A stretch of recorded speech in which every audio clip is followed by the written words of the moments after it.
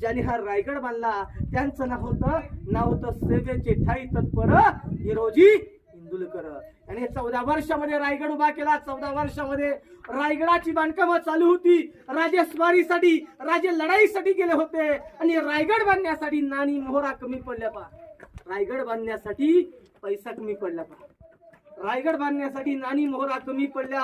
राजे स्वारीसाठी स्वतःची जमीन जागा जायदाद, स्वतःचा राहता वाडा विकला आणि 14 वर्षामध्ये हा रायगड उभा केला. त्यांना विचारण्यात आलं की हिरोजी रायगड बांधलात, हिरोजी राजधानी बांधलीत, पण या गडाची गॅरंटी काय?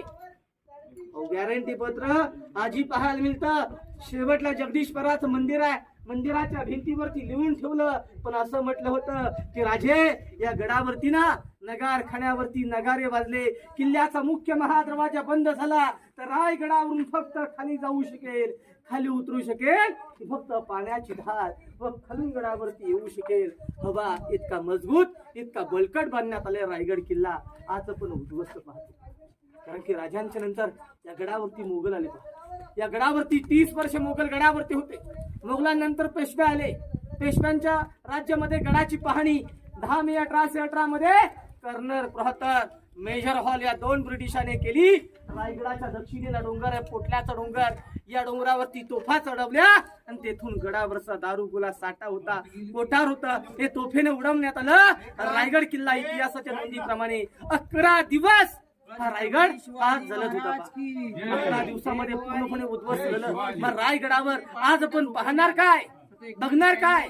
तर पाहण्यासाठी मिळणार काय? तर दगडाचं बांधकाम आणि विटांची बांधकाम. जेवढं या गडावरती आपण दगडाचं पाहू ना, एवढं 400 वर्षापूर्वीच आपल्या राजांच्या काळामधलं आहे. पण जेवढं विटांचं पाहू हे पेशव्यांच्या काळामधलं आहे. पहा, पेशव्याने बांधलेलं विटांचं बांधकाम आहे. पण ज्या दरवाजातून, ज्या रोफवेने तुम्ही गडावर आला सर्वजण, तो रोफवेचा कडा डोंगर आहे हिरकणी कडा.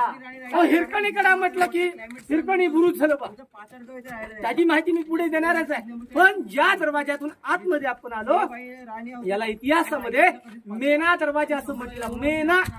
मेना आणि पालखी पूर्वी दोन